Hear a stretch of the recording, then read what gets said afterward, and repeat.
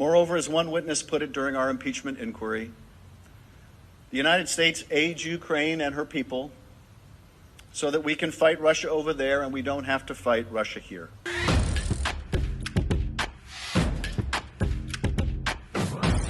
So continuing with Russia and Ukraine news, surprise, surprise, shock of all shocks, there is a pipeline involved. There are fossil fuels involved. There is an economic and energy incentive here for this conflict to arise. So Western corporate media is working overtime to manufacture consent for this imperialist economic war machine, as well as priming you to cheer on larger arms sales to all the NATO countries, as well as pumping in arms directly into this conflict, directly into Ukraine, further ruining people's lives, just to enrich, a couple of thousand grimy people. So while they're working overtime to manufacture consent for that, they're going to ignore, the diplomatic chess game that took place that held and still holds hostage, the economic and energy concerns of an entire foreign continent. That's the United States holding Europe hostage, as well as the countless NATO expansions, military incursions of NATO, offensive wars of NATO, all this aggression from these Western aligned powers, at the behest of, weapons manufacturers trying to make a buck. So this video, we're going to break down your Nord Stream 2 pipeline and how energy, economics, pipelines, tariffs, all of that, help to fuel this deadly conflict. So let's get into things. Let's get into things here. So this is from the American Prospect. Nord Stream pipeline snarled in the U.S.-Russia fossil fuel energy war. Discarded sanctions over Nord Stream were attempted protectionism for U.S. gas producers. So this is by Lee Harris, and this is back in 2021, December 2021.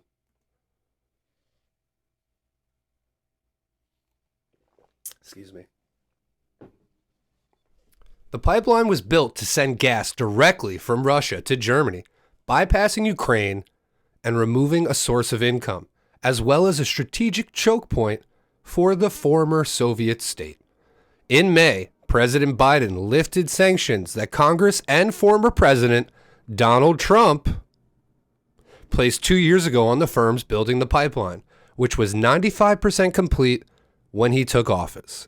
It was finished in September and now awaits certification from German regulators. So with some basics, Nord Stream 2 is a pipeline in the Baltic Sea. Traditionally, most of the fossil fuels that Russia sends to Europe arrives there through Ukraine. Since Ukraine is no longer the same country as Russia, they charge them tariffs to operate and send the fuel through, right? They get a big cut of the pie. Oddly enough, Putin's puppet, Donald Trump, his puppet, right? Remember, he's a puppet of Putin. He actually put sanctions on the companies building Putin's pipeline. So he made it harder for Putin to build his pipeline. And President Biden, not Putin's puppet, President Biden, he actually lifted those sanctions. I don't think either are Putin's puppet. I think Donald Trump probably admires and definitely probably admires Vladimir Putin, but neither Donald Trump or Joe Biden have pro-Putin policies. They have pro-military-industrial complex policies when it comes to Russia. They have pro-Western oil policies when it comes to Russia. It's not about being Putin's puppet or upholding democracy or any of those kind of things. So let's move on. So here we have a picture. You have the Baltic Sea. You have Russia, you have Germany, Ukraine is down here. Usually the energy is going through Ukraine. They're getting their tariff, right? So this goes around everything. There's already one existing pipeline. They want to add another one if they're able to do Nord Stream 2, which is already completed. And now the U.S. has sank that deal. But if they're able to do it, then, you know, they no longer have to rely on Ukraine. So are you starting to see how incentives are aligned here for a corrupt Ukrainian government that has no economy and relies on the United States to not have Nord Stream go through?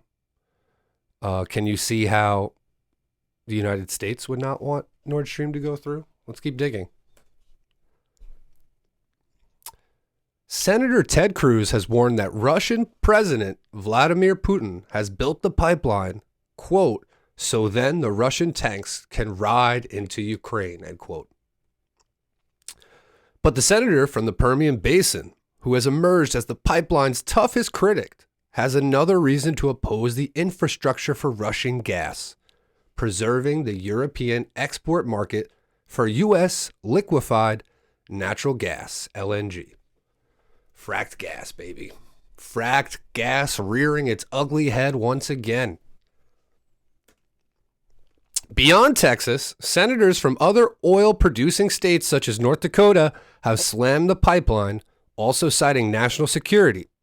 That strategic priority makes sense, given that the U.S. outflanks Russia as a top exporter of natural gas. Despite the pandemic, U.S. producers in 2020 saw the highest natural gas exports on record. Are you starting to understand? If they could remove Russia as a provider for fossil fuels, who stands to gain is U.S. fossil fuel companies. That's why they have Ted Cruz and senators from other oil-producing states, such as North Dakota, slamming this pipeline.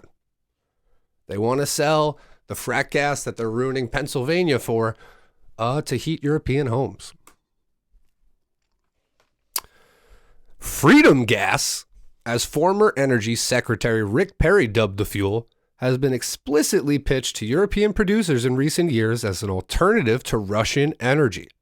Perry, who is also the former governor of Texas, told reporters in 2019 that after freeing Europe from the Nazis, quote, the United States is again delivering a form of freedom to the European continent. This time, he said, rather than in the form of young American soldiers, it's in the form of liquefied natural gas. Shout out to Rick Perry, one of the dumbest people to ever hold any kind of power. He should be an inspiration story to anyone, that you could be literally very, very, very, very stupid and still rise to extreme heights. But anyway, let's go back. So we have a bunch of fracked gas. We want to sell it to Europe. Russia is the number one provider of gas to Europe. So why not block, pipelines? Why not inflame tensions between Russia and the rest of Europe? Let's continue.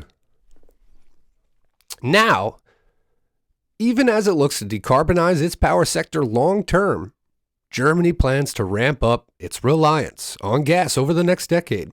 The country's new governing coalition, which includes the Green Party and the pro-business FDP, has agreed to build gas-fired power plants as it aims to retire coal by 2030.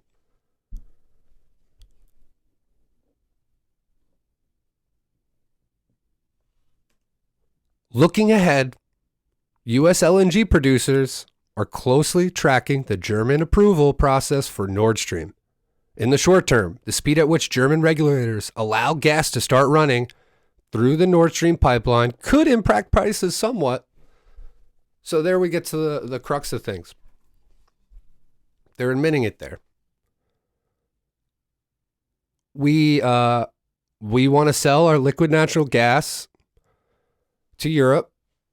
Russia already is selling fossil fuels to Europe, so we want to cut them out. Let's continue.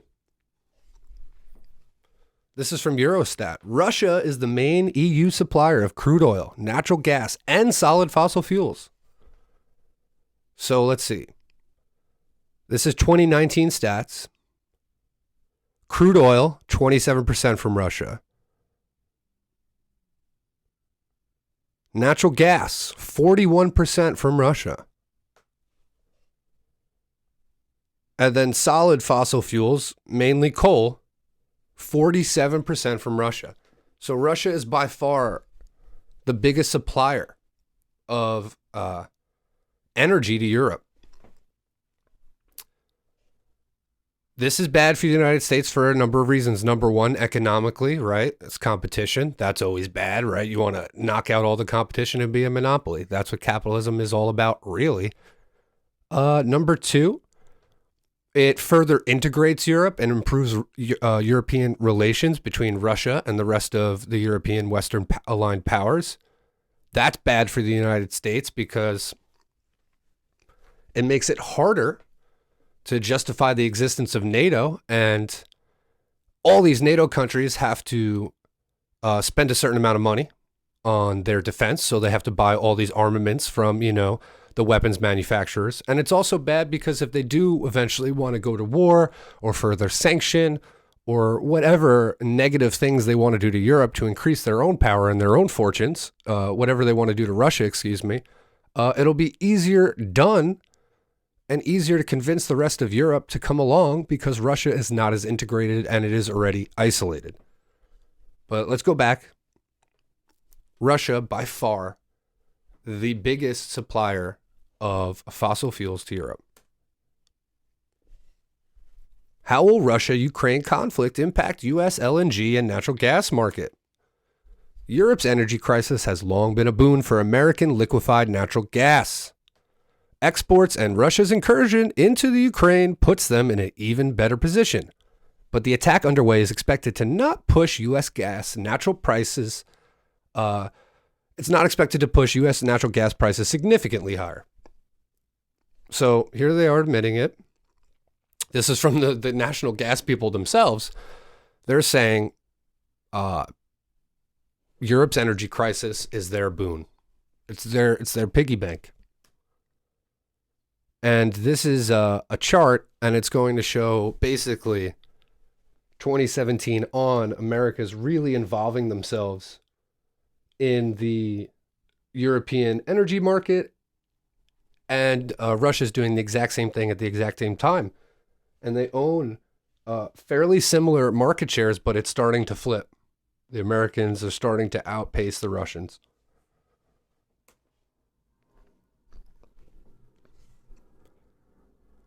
Here, we have a video from my man Jackson Hinkle. And he's watching a video posted by Kyle Kalinske of some other YouTuber who he thought perfectly explained Russia, Ukraine in the most unbiased way possible. Yada, yada, yada. Let's listen to Jackson break everything down real quick. Oh, sorry, let's restart that. All right. Relatively poor country, Ukraine lacked the finances, the technology, or the equipment to successfully harvest any of these resources in any large quantities. Okay, so this part's interesting. The dude says Ukraine lacked the infrastructure and the resources to harvest this shale natural gas, which requires new technology in any large quantities. Remember that. But that all changed when, shortly afterwards, the Ukrainian government began granting exploration and drilling rights to the likes of Shell and Exxon. It was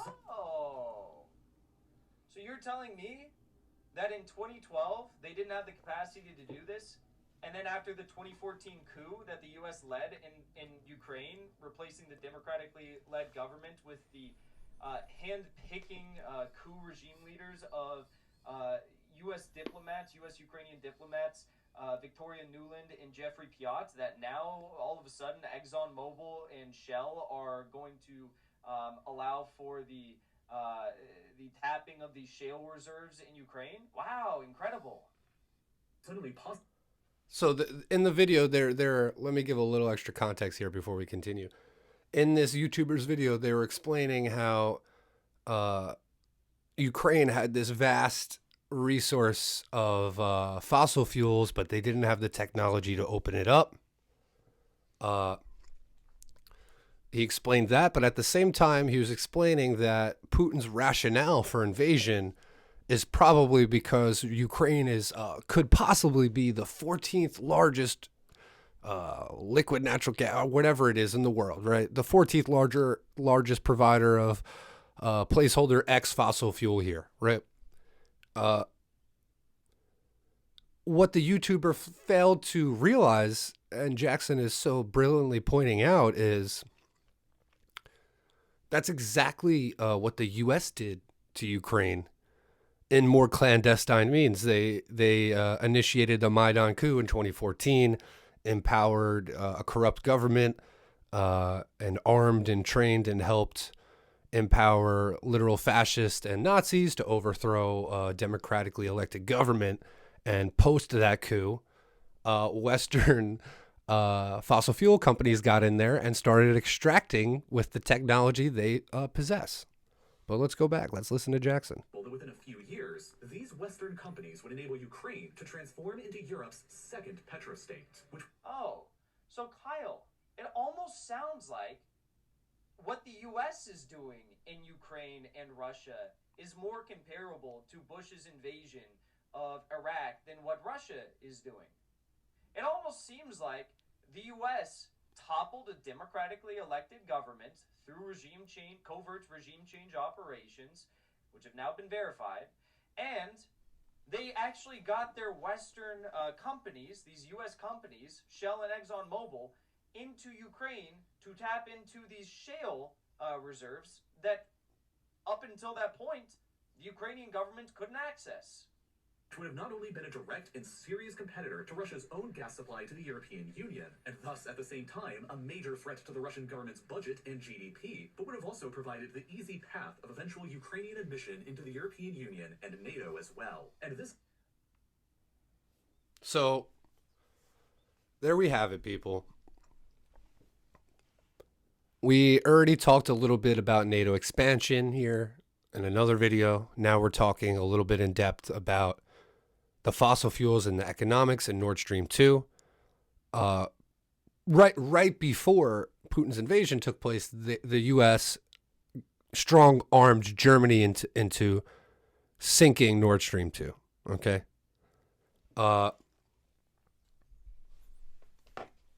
This is typical imperialist behavior. This is typical imperialist behavior. We're a dying empire, so we're willing to saber rattle militarily with nuclear armed power outside of our sphere of influence.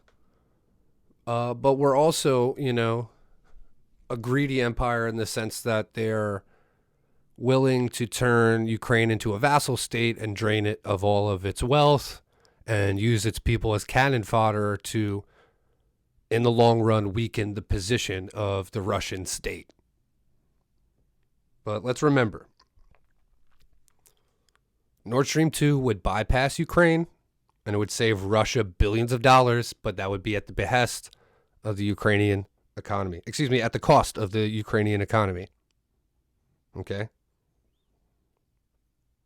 Killing this pipeline, it keeps Germany and the rest of Europe, they're now less independent from the United States as well, because we are severing their ties with Russia, and we are also forcing them to be reliant on our fracked gas that we ship over the ocean in boats. Okay?